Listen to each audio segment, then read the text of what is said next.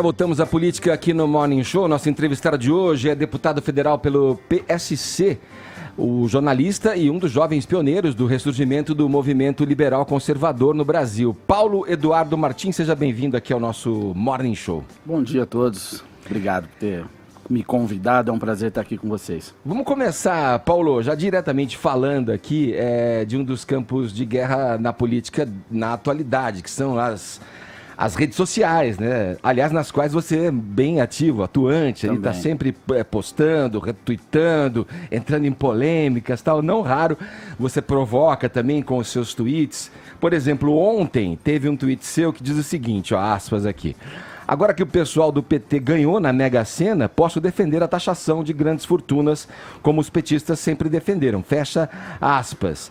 Essa foi uma das últimas provocações que você fez. Ela, como eu disse, é bem recorrente nas redes sociais, não só por você, mas para todo mundo que é atuante ali e que gosta de falar sobre temas políticos.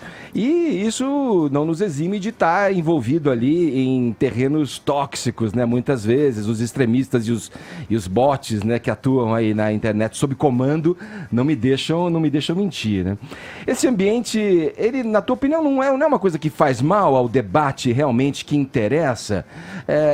Interessa inclusive para o governo de turno, para o Bolsonaro. Você não acha que isso, que às vezes ganha uma aura de, mas essa administração de caos tem um método e tal, mas isso não é ruim, falando aqui francamente, para que a gente fale de coisas que realmente interessem? Claro, é assim perigoso, eu vejo isso, essa ironia que você citou aí, que eu faço, e é recorrente até, mas são ironias, são brincadeiras, e às vezes um posicionamento mais forte, vez ou outra pode até ser um ataque, mas sempre dentro do embate político, né? Eu tomo esse cuidado de não atacar pessoas, também cuidar com a responsabilidade política, essa história de instituições hoje que estão sempre atacadas e tal. Mas o clima nas redes sociais, ele realmente não tem ajudado.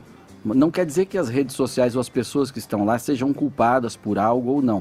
Está todo mundo tendo que aprender ainda, é um fenômeno recente, é uma realidade social que ela não existia até pouco tempo, não nesse grau, as pessoas conectadas umas às outras e agora elas manifestam o seu pensamento e ele fica ali registrado e repercutindo.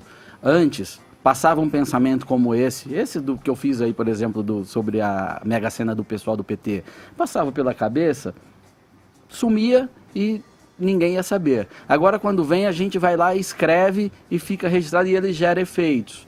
Então, a gente precisa passar, e vamos passar, e talvez estamos dentro desse processo, de amadurecimento para chegar até num nível de prudência, assim, para não comprometer o convívio com o diferente ou até com os próprios amigos. Eu queria saber o que é que você, por exemplo, já aprendeu. Já teve alguma coisa que você postou e depois falou, caramba, aqui acho que não precisava. O que você já aprendeu nesse processo? Eu já me arrependi de muita coisa que eu publiquei, que acho que errei no tom.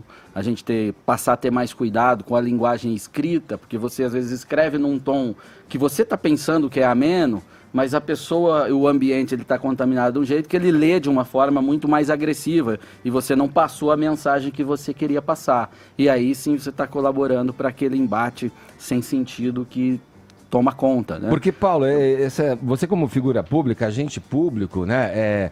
Se você, por exemplo, me falar um tweet que tenha esse teor que eu acabei de ler aqui do teu tweet, tal, pra gente começar o nosso papo aqui. Vem de alguém da sociedade, alguém que é até um militante, mas não tem um cargo público, né? Como é o teu caso. Você não acha que isso acaba colocando o debate para baixo? Porque isso não deveria ser concernente aos temas que dizem respeito ao teu trabalho como deputado? Quer dizer, não desvia-se o foco para algo menor, assim, com esses... Porque se era uma pessoa, como eu disse, comum, militante, qualquer pessoa ali, é uma coisa. Agora, partindo de um agente público, né, eu acho que a gente tem uma missão também de tentar elevar o debate. Tem, né? mas eu acho que esse não é o caso, porque a taxação de grandes fortunas é um tema tema a ser debatido na Câmara. A Câmara debate, a esquerda coloca isso sempre. Qual é a tua opinião sobre isso agora? Vamos chegar nele. Qual é a tua opinião sobre a taxação das grandes fortunas? E por que eu sou contrário? Porque o que é grande fortuna? Primeiro, já fica difícil você definir isso. É relativo. Para alguém, 1 milhão é uma grande fortuna, para outro alguém, 100 mil reais é uma grande fortuna, ou 10 mil é uma grande fortuna. Você já tem esse problema. Sim. Mesmo que esse problema fosse resolvido, a acumulação da riqueza, ela é necessária para a geração de novas oportunidades e novos investimentos. Ninguém faz um novo investimento para gerar emprego e mais lucratividade se ele não tem essa sobra, essa poupança, essa acumulação. E a fortuna, ela é decorrente da atividade que já foi taxada em todas as etapas. O governo já ficou com a parte dela. Aquilo é o que sobra líquido. E o que sobra líquido a pessoa não vai colocar embaixo do colchão e guardar até morrer, como a gente viu lá na Tieta, né? Não é assim. Isso, mesmo que esteja investido num fundo, num banco, este fundo, ele usa para colocar em outros investimentos e gerar oportunidade para quem quer tomar empréstimo, empreender e tal. Então não tem sentido. Parece que você está fazendo uma justiça social num primeiro momento, quando taxa a grande fortuna, esse cara não precisa. Vou colocar na mão do Estado que ele redistribui. Mas isso aplicado em larga escala, você está comprometendo a poupança do país e logo a capacidade de investimento e geração de oportunidade. Ontem no programa 3 em 1 aqui da Jovem Pan, o nosso colega, o jornalista Josias de Souza, ele usou uma expressão, no meu entendimento, muito feliz para descrever a política brasileira no Congresso. Ele disse que, à luz aí de fatos recentes, a Câmara tinha se convertido numa, abre aspas, máquina de moer moralidade, certo? E aí ele mencionou explicitamente a farra eleitoral dessa mini-reforma que cria brechas aí para o Caixa 2, afrouxa o controle, né, da justiça eleitoral sobre as candidaturas e sobre os candidatos. Ele falou da lei de abuso de autoridade, que de certa forma tolhe aí, vamos dizer, as ações, né, dos agentes de aplicação da lei no Brasil, e outras tantas medidas, né, para restringir controle jurisdicional, inclusive sobre políticos. Então eu queria a sua opinião. O Congresso é uma máquina de moer moralidade? Ele se tornou, sim. O Congresso está descolado da realidade, da sociedade, infelizmente. A Câmara, especialmente, vinha com uma agenda que eu entendo bastante positiva, de enfrentar as reformas necessárias, enfrentou a reforma da Previdência, aprovou a reforma da Previdência até com grande celeridade, comparado em outras ocasiões onde reformas foram debatidas, mas ao entrar nesse tema eleitoral e também na questão do abuso de autoridade, apegada aos textos que foram aprovados, eu acho que ficou ruim. Não precisava ser assim. Nós temos problemas sobre a situação eleitoral, não é de agora. Há uma construção histórica sobre isso, que para mim começa quando o Supremo Tribunal Federal proíbe a doação de empresas para as campanhas eleitorais e restringe bastante a doação privada. Aí é claro, se você restringe a doação privada, o pessoal vai buscar no recurso público. E o recurso público, que já está operando em campanhas desde 2016, naquele momento não foi notado pelas pessoas. Ele está sendo notado agora. Então, o problema não é o texto que foi na quarta-feira, apesar dele ser ruim. Aquele é o momento derradeiro da sociedade despertar com uma situação que vem sendo construída já há alguns anos, tanto na Câmara como pelo Poder Judiciário, quando o Supremo Tribunal Federal tomou aquela decisão. Você mencionou a agenda positiva das reformas, né? E nós temos aí, capitaneando todo esse processo legislativo, uma figura peculiar, né? Que é do senhor Rodrigo Maia, presidente da Câmara, que se coloca aí perante a imprensa como um grande reformista e estadista, mas que na prática está se comportando mais como um exímio capitão do Centrão, né, para falar aí desse grupo fisiológico que não tem ideário político nenhum e vota conforme as circunstâncias e a sua conveniência pessoal. Inclusive eu queria destacar aqui para o ouvinte da PAN, entre os trending topics desde ontem está a hashtag Maia Traidor da Pátria, né, mais de 250 mil tweets com essa hashtag, e eu queria então que você comentasse aí, como alguém que vivencia aí, vamos dizer assim, esse ambiente legislativo da Câmara Federal, como é essa figura do Rodrigo Maia e se de fato ele é o capitão do Centrão?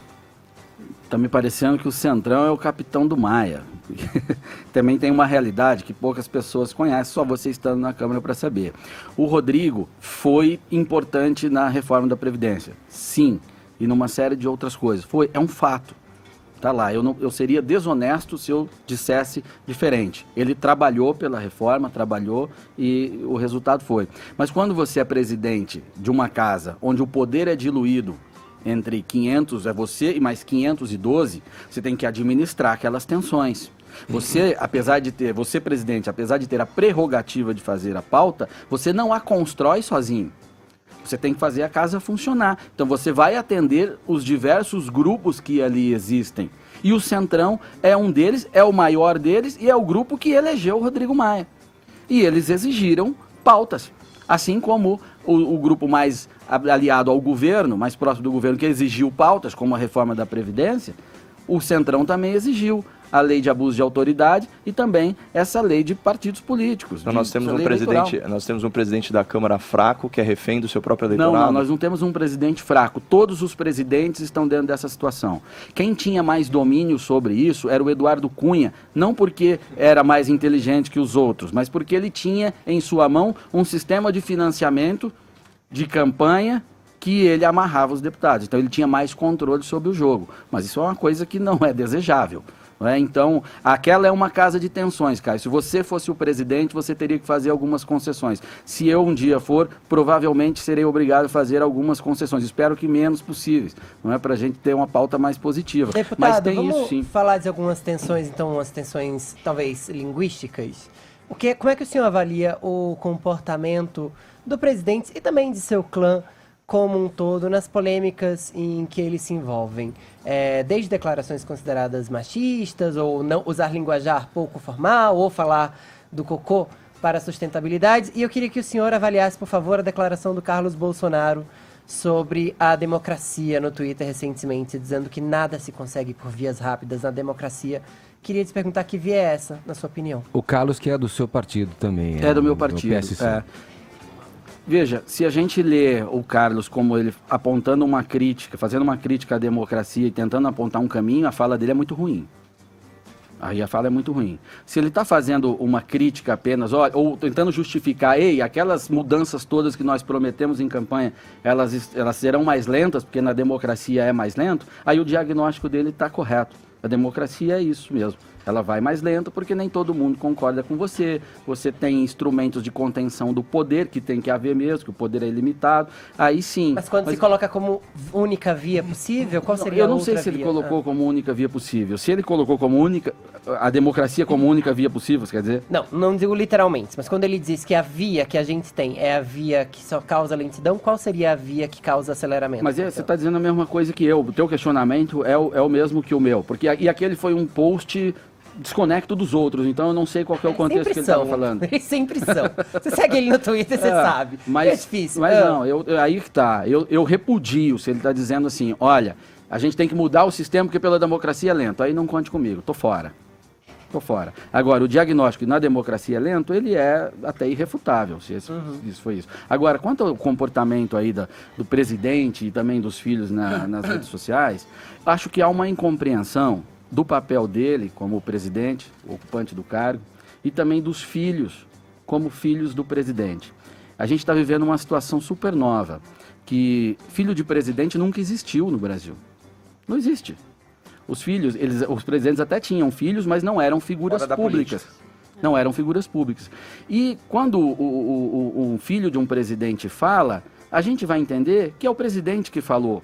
Ou pelo menos tem muita influência. Exato, porque é o cara que está junto com ele no almoço de domingo, ou no jantar de ontem à noite. Então, esse cuidado deve haver. Veja, onde os filhos de chefes de Estado têm existência pública são nas monarquias. Ou nas ditaduras, enfim. O que seja. Mas vamos tratar das monarquias que são democracias. Nas monarquias, um filho de chefe de Estado, ele é preparado a vida inteira para se apresentar publicamente. Ele é preparado para ter a responsabilidade institucional, para saber que a sua fala pode causar um chacoalho, um desarranjo social.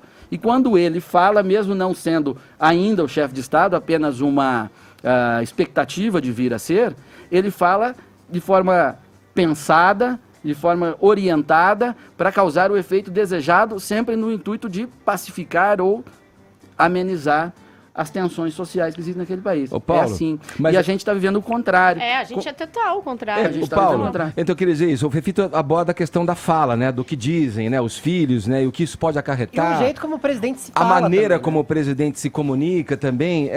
Agora, além da fala, tem uma intenção já explícita aí. Por exemplo, o presidente quer que o filho seja o embaixador do Brasil na embaixada mais importante, né? A embaixada de Washington. Um dos filhos, o mais velho, está envolvido aí acerca com a justiça, tendo que, em algum momento, vai ter que se explicar com relação a atos pretéritos enquanto deputado estadual no Rio de Janeiro. O Carlos Bolsonaro, do seu partido, se licencia para atuar junto ao presidente e corre informações de que ele gerencia essas redes de apoio ao presidente, monitora os sites de apoio ao presidente.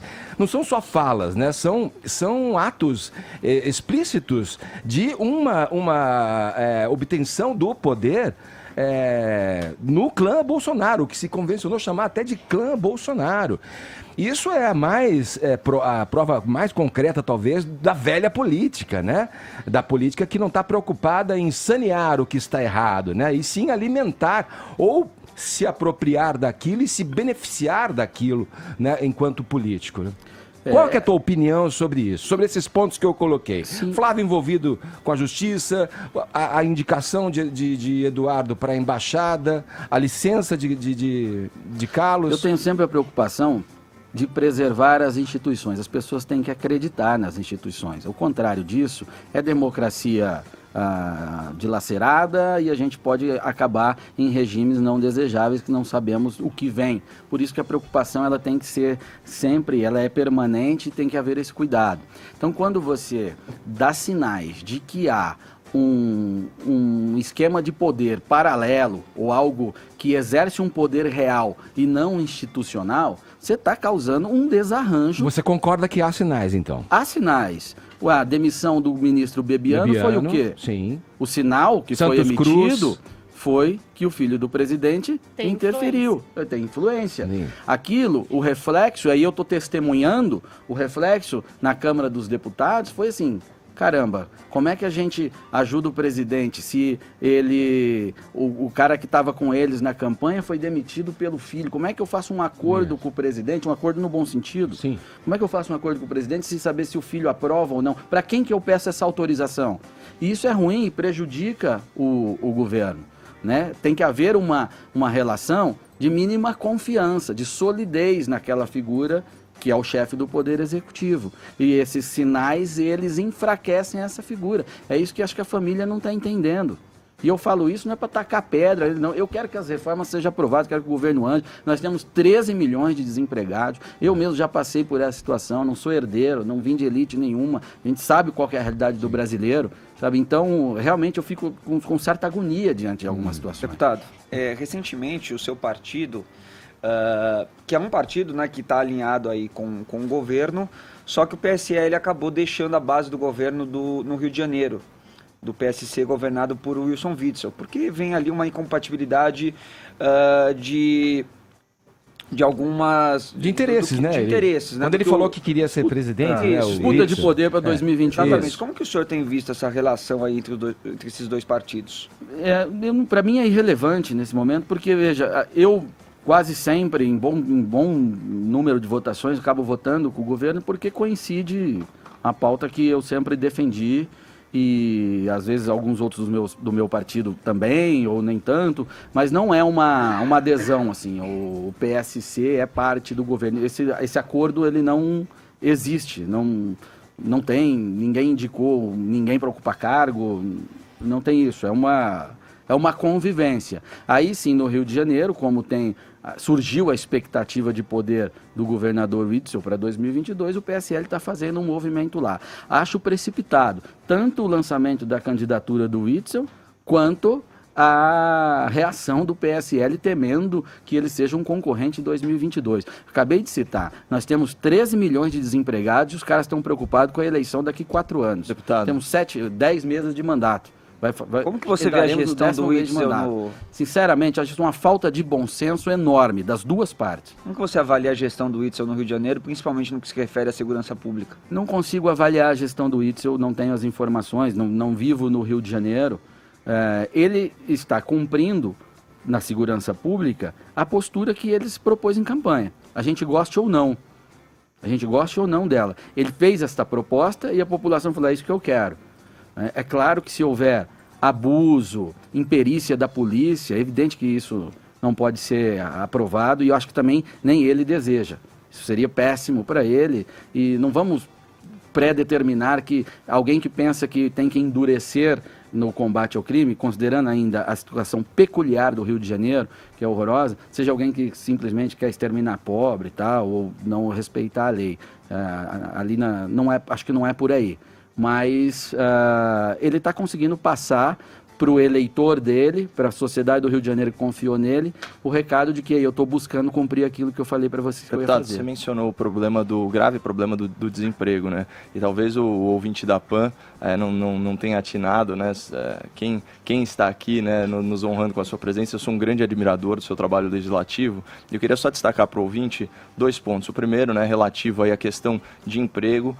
Você é autor, né, do projeto que extinguiu o imposto sindical e esse projeto integrou a reforma trabalhista do governo anterior e eu reputo como a maior conquista do trabalhador brasileiro nos últimos tempos, até porque o imposto sindical obrigatório, né, um pleonasmo, mas enfim, o imposto sindical, ele subtraía um dia de renda do trabalhador e violava a sua liberdade de associação, obrigando esse dinheiro a ir parar nas mãos dos sindicatos e a gente sabe muito bem que tipo de pessoas que integravam a maioria dessas associações. E também você é relator da MP 871, que eu já elogiei aqui várias vezes, foi batizada de MP antifraude, né? Então uma série de incongruências aí, né, no INSS, auxílio reclusão, e isso possibilitou, eu não tenho os números exatos, mas parece que foi uma economia de 100 bilhões de reais nos últimos 10 anos. Eu queria que você comentasse para o ouvinte o impacto desses 2 projetos, para que eles saibam quem a gente está entrevistando aqui. Tá certo. Essa questão do imposto sindical, eu fiz a proposta quando assumi como suplente, deputado em 2016,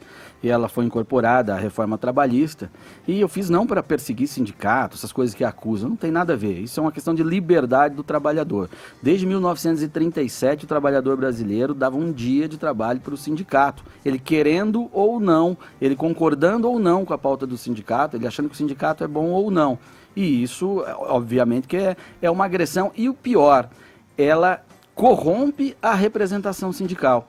Sabedor de que o dinheiro vai vir de qualquer maneira para o sindicato não busca representar melhor ou oferecer melhores serviços, melhor apoio para o trabalhador. Ele passa a ser um instrumento apenas de luta política, que foi inclusive a intenção do Getúlio Vargas ao instituir isso. Os sindicatos eram extensão do Estado e não instituições para representar os trabalhadores de fato. E isso, no último ano, para você ter uma ideia, Caio, representava 4 bilhões de reais na receita obrigatória para os sindicatos fazerem a luta política. Isso tudo de volta para o bolso dos trabalhadores hoje brasileiros volta agora, para o bolso, né, dos trabalhadores, e a gente tem que avançar mais. Há uma coisa que está na Constituição que, para melhorar ainda mais a representação, que é acabar com a chamada unicidade sindical. Hoje só pode ter um sindicato de uma categoria em determinado espaço geográfico. Então, acabando a unicidade sindical, você pode surgir quantos sindicatos os trabalhadores acharem que são necessários e eles vão fazer as escolhas de quem os representa.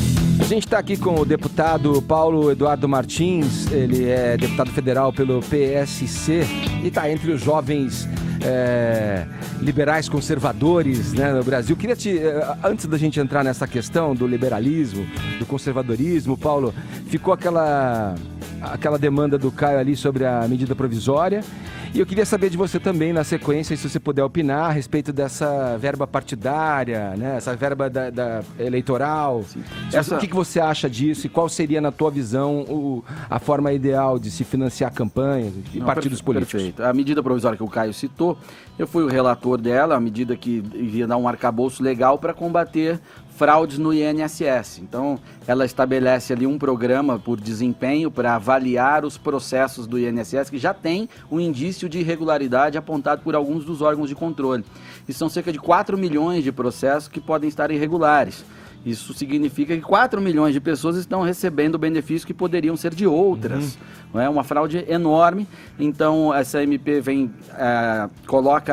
regulariza esse plano de revisão, já está ocorrendo, além de regularizar uma série de situações que eram usadas por quadrilhas para tomar dinheiro público, como, por exemplo, uma situação que acontecia no auxílio reclusão.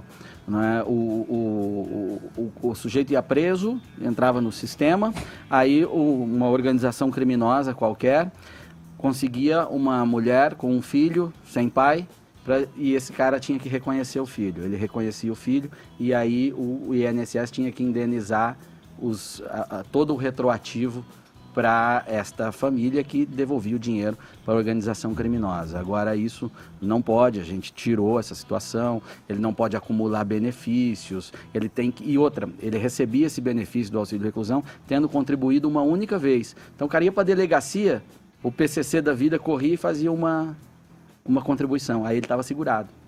Aí depois eles arranjavam um filho para ele reconhecer e retirava esse dinheiro. E esse era um montante considerável. Agora não, ele tem que estar segurado há 2 anos. Paga 2 anos por INSS, que aí sim é um cidadão que está trabalhando, tentando a vida e cometeu um erro, vai pagar, não está a serviço de nenhuma organização criminosa, por exemplo. Não é? Então o governo, nos cálculos do governo, estimou-se que chegaria a uma economia de 100 bilhões de reais em 10 anos, mas pelos primeiros resultados a estimativa dobrou. Pode chegar a 200 bilhões de reais. O buraco era pior do que se imaginava quando foi desenhada a medida e os ajustes que nós fizemos na Câmara para garantir a aprovação. Fiz mais de quase 200 modificações no texto. Vamos falar das verbas partidárias? Vamos. Acho, assim como a obrigatoriedade do imposto sindical, o dinheiro garantido para o partido, para o sindicato, acho que o dinheiro garantido para o partido é o grande inimigo do partido. É o grande elemento de corrupção do partido. De corrupção dos seus ideais, inclusive. Não estou falando da corrupção simplesmente criminosa. Porque o partido, ele tem que ser financiado espontaneamente por quem acredita nele. Assim, quando alguém que não está honrando aquilo que o partido deveria propor, ou a ideia que o partido defende, inclusive eticamente, é pego fazendo alguma bobagem, o partido expulsa esse sujeito, porque ele precisa da confiança da sociedade para obter recursos e continuar funcionando.